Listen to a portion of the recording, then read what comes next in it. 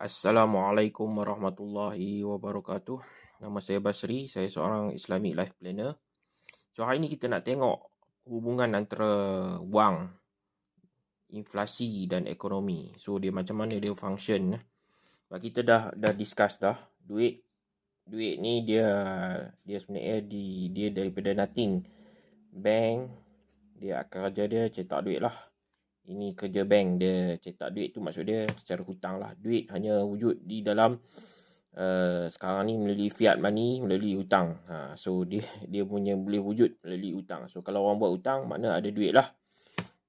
So dan apa akan mengena dia dengan inflasi? So sebab maksud inflasi ni inflation, inflate kan? Inflate ni mengembangkan.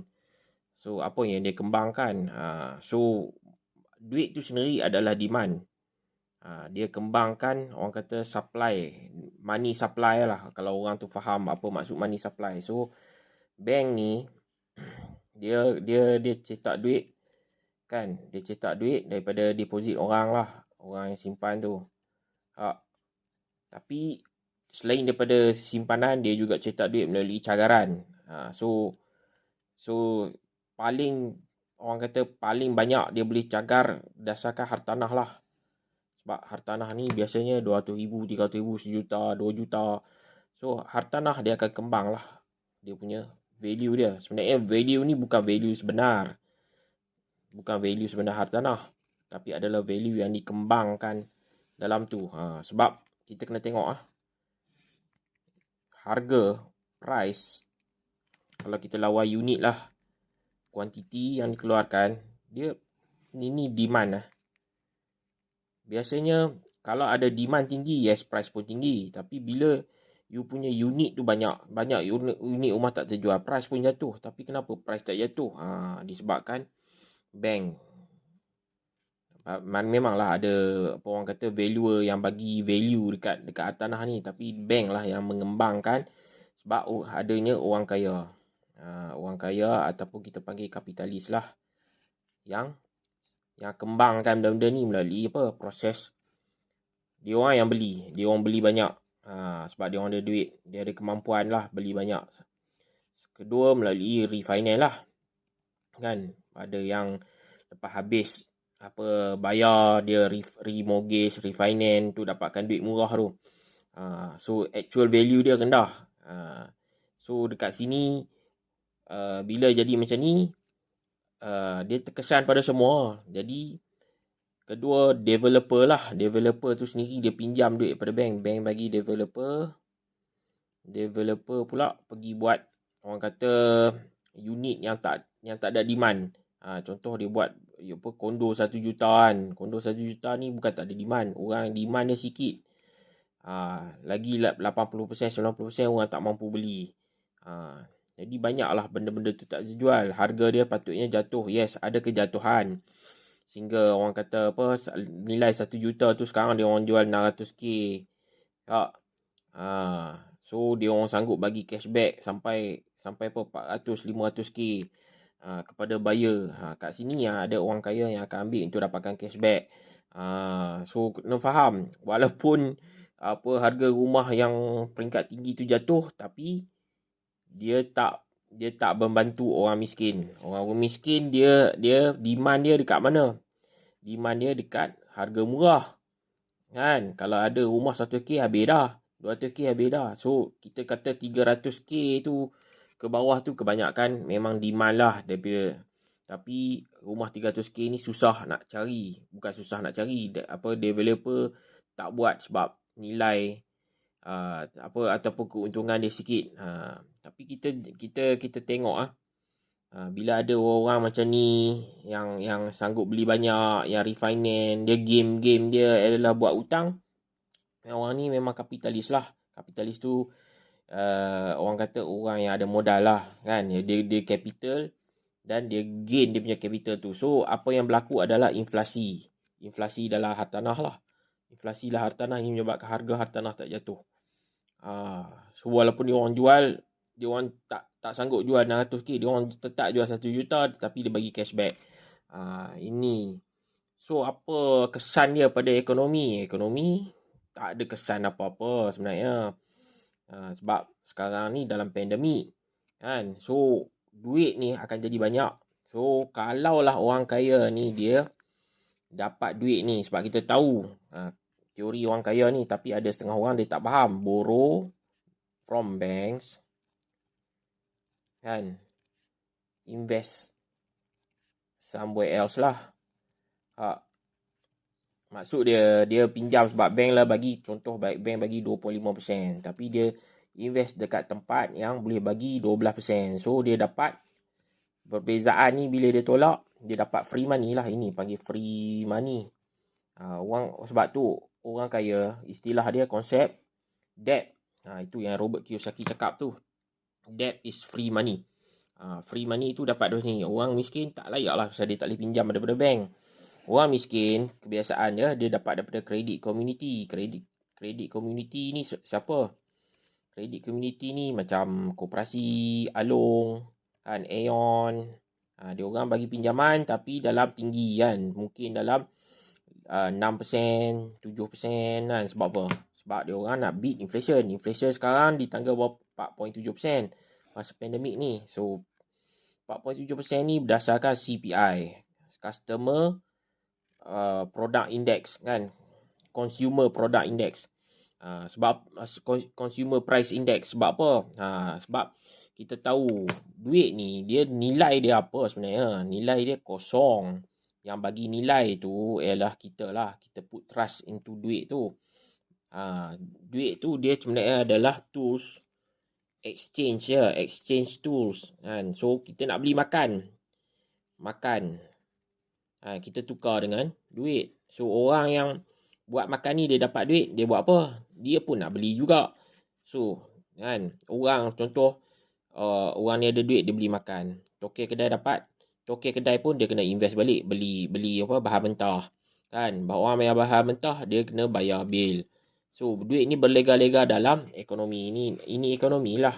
Patutnya ekonomi kita dia sentiasa berlegar. Tapi problem dia, bila ada orang pekim duit, tambah-tambah pada zaman pandemik ni orang tak belanja. Bila tak belanja, duit tu terhenti. Dia sumpah macam kita tengok badan kita. Seluruh badan kita dia kena, darah kena lalu. Apa darah tu buat? Dia bawa oksigen kan ke satu badan tu. Kalau kata satu part badan kita, tangan tak sampai, jari tak sampai, so jari tu akan matilah. Kena potong, buang. So ada banyak dalam bila ekonomi sistem, ada yang tak sampai duit, dia akan mati. Contoh kita bagi zaman pandemik ni, industri pelancongan, travel kan, pelancongan. So tak dibenarkan melancong, tak dibenarkan berjalan, matilah industri ni. Sebab apa? Dia tak ada duit nak pusing. Sebab industri, selagi you boleh rolling duit daripada tangan ke tangan, so duit ni dia ada velocity kan, daripada velocity 1 ke velocity 2, velocity 3, dia akan berpindah tangan sehingga pusing, sehingga satu tahap dia tak boleh nak apa, nak orang kata nak sustain perniagaan tu, dia matilah. Ataupun ada orang kata setengah bisnes tu produk dia jenis orang kata sekali je kan, dia meletup, dia trend, lepas tu dia hilang, mati juga. So macam itulah keadaan dia. Cuma duit ni kita nak pastikan dia boleh grow adalah dengan continuous invest. Invest tu maksud dia kita beli bisnes lah, bisnes apa yang tak efek dengan ekonomi pada masa sekarang. Yang ni yang penting. So you kena fikir ekonomi ni adalah duit yang dibuat oleh investor, yang dia masukkan ke dalam ekonomi. Sebab apa? Dia pun nak pastikan dia sentiasa ada duit pulangan tu untuk bayar balik bank kan. Lepas tu dia pun nak makan, dia pun nak beli kereta, dia pun nak bayar rumah, macam kita juga. Tapi dia ada bisnes kan, dia beli bisnes atau dia buat bisnes kan. Bisnes ni haruslah berjalan. So di dalam ekonomi pandemik, so apa yang hidup? So kita tengok. So yang tak mati sekarang takaful. Takaful, yes, dia ada. Yang ada ni permintaan pinjaman. Yes. Tak kira lah dia pinjaman microkredit ke apa ke. Yang tak mati sekarang adalah grocery kan. Barang runcit. Makan, minum, barang basah pun termasuk dalam grocery lah. So dia punya original, orang kata pertanian, peternakan, Lepas tu kita pergi industri kesihatan. Contoh dialisis. Orang yang kena sakit buah pinggang, dia tetap kena pergi rawatan dialisis. Orang yang kena kanser tetap kena pergi rawatan kanser. Takaful ni dia ada kait rapat lah dengan ni. Kan? So bisnes-bisnes ni adalah bisnes yang kita kata tak jatuh. Tempat-tempat lain dia dah tutup, jadi dia mati. Banyak yang kena tutup. Itu saya faham. Jadi pertanian, grocery, makanan tu dia memang boleh bertahan. Tapi kenapa industri-industri pembuatan macam manufacturing, kilang, sepatutnya itu kerajaan yang benarkan buka kan. Sampai sekarang orang kata kluster kilang ni sampai sekarang tak habis-habis. Itu kerajaan punya masalah lah. Kan kita cakap untuk industri ni sepatutnya kita tumpukan pada industri-industri ni lah. Memang manufacturing memang efek lah sepatutnya. Tapi kita kena faham, mungkin kerajaan dia ada orang dalam ni dia tengok pada ekonomi, sebab kerajaan pun dia suntik duit dalam ekonomi supaya ekonomi ni tak kering. Dia suntik duit melalui macam-macam program lah dia bagi melalui KWSP. Sebenarnya KWSP tak boleh keluar tapi dia bagi keluar. Dia bagi melalui geran, banyak kan pinjaman lah, geran untuk bisnes kan. Dia sendiri bagi ekstra macam-macam, apa orang kata pertolongan lah, ekstra kan. Ada apa bantuan secara hidup lah, apalah semua dia bagi. Sebab dia nak suntik supaya industri tu boleh hidup. Bila buka balik tak adalah industri tu terus mati. Tapi apa yang berlaku, ekonomi ni dia bergantung besar kepada duit. Duit ni siapa yang suntik? Orang kaya lah, atau kerajaan tu sendiri. Orang kaya dia dapat mana duit? Daripada bank. Ini yang mana inflasi tu disebabkan suntikkan duit oleh bank lah. Dia pertama memang dia masuk dalam real estate banyak.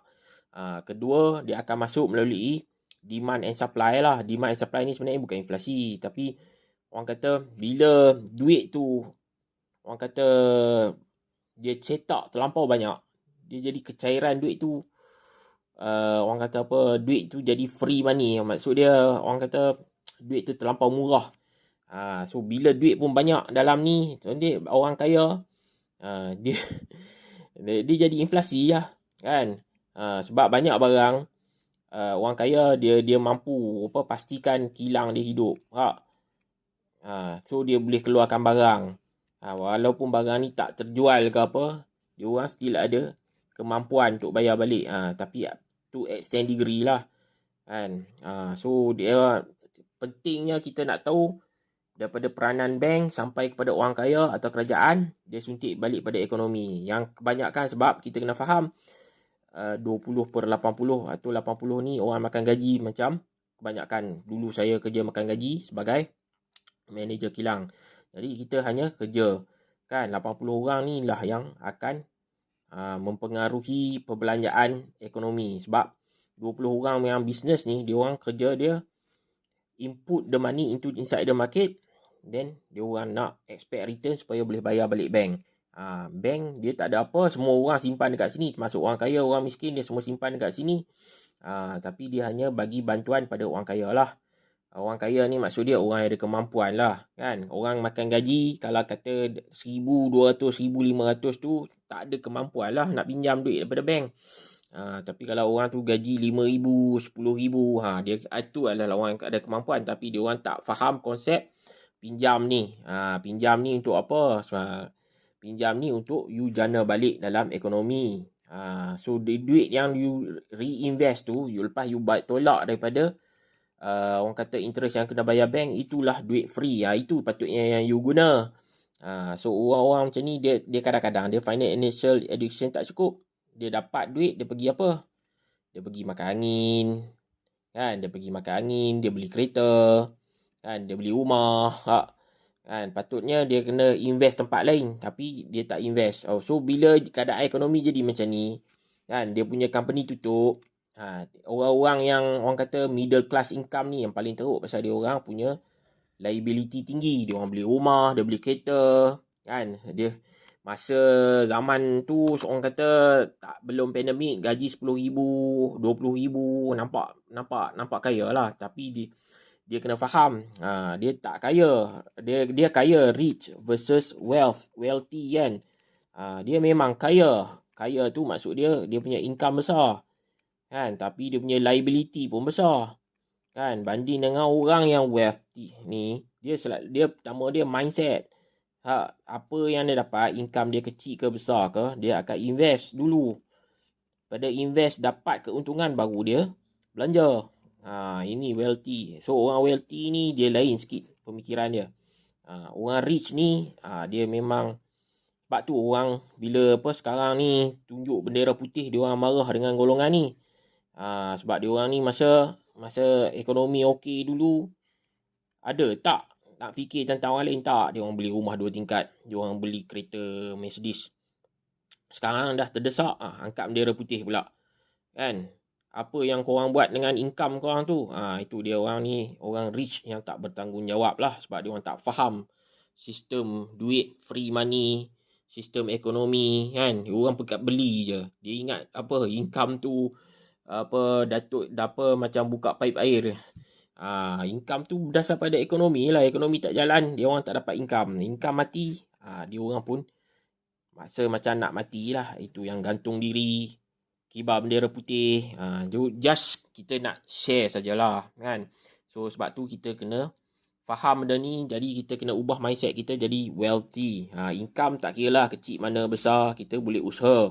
Tapi once kita dah dapat income tu, kita kena invest lah. Invest balik dalam ekonomi, dalam bisnes yang bagi pulangan lebih tinggi. So kalau kata kita nak buat pinjaman, pastikan kita tahu kat mana kita nak invest balik. Jangan you beli kereta tapi tak dapat balik kan. Orang yang beli kereta, dia buat Grab dapat 3,000 sebulan, tapi dia bayar kereta 500. Itu orang yang pandai. Orang yang beli kereta tapi dia tak buat apa-apa kan, kereta tu macam tu saja, dia akan mati lah. Tapi sekarang orang yang buat Grab tu pun mati juga pasal orang tak nak naik. Tapi at least kita kena faham konsep tu dulu. Bila kita faham konsep, apa-apa pun mindset tu kita boleh ubah kan. Sekarang keadaan dia ekonomi tak bagus. So dia daripada dia Grab buat orang, ambil orang, mungkin dia Grab hantar barang pula. So dia still ada ways untuk cari income. So kita tak nak jadi orang yang rich tapi tak faham apa-apa tentang financial. Kebanyakan kita tahulah golongan yang banyak ni, doktor, cikgu kan. Orang gaji middle class ni, itulah jadinya. Dia orang beli rumah 2 tingkat, beli kereta. Nurse pun saya tengok naik CRV. Itu masalah. Tapi nak buat macam mana? Tak ada siapa yang nak ajar kita tentang financial ni kan. So kita kena faham, ini adalah proses orang kata berulang-ulang. So kita kena cuba ubah mindset dulu. Okey. Untuk next tajuk, kita masuk bahagian takaful. Sebab takaful ni penting as our protection. So apa jenis takaful yang sesuai, apa keupayaan kita untuk ambil takaful kan. Jenis-jenis takaful kita akan bincang secara in-depth. So bila kita ada ilmu, kita boleh buat keputusan, okey, macam mana aku nak buat takaful, apa yang sesuai kan. Kita taklah kena, orang kata, kena goreng dengan ejen kan. Ejen takaful ni kalau boleh kita jangan ambil direct daripada mulut dia. At least kita ada sedikit basic knowledge, kita boleh tanya pada dia, ataupun kita boleh query soalan-soalan yang penting kan. Sebab kita nak buat comparison kan, ada 11 company. So daripada 11 company ni, kenapa company ni bagus? Jangan kita ambil bajet saja. Bila kita ambil bajet saja, itu yang jadi masalah. So orang tak, kita kena in-depth sikit. Kita ada due diligence, kita kena ada usaha sikit untuk faham setiap satu daripada LIFE kan. Saya dah cakap dah tentang financial tools yang kita nak dalam hidup ni, ada LIFE. Yang kita cakap sekarang konsep kan. So next kita nak masuk bahagian tools tu terus, iaitu LIFE. Kita start dengan E tu, event of death, TPD and critical illness. So E tu biasanya kalau kata konvensional dia pakai insurans, kalau kata produk Islamik kita pakai takaful. So kita akan bincang lebih baik lebih mendalam tentang produk takaful in the next series lah kan. Okay. Assalamualaikum warahmatullahi wabarakatuh.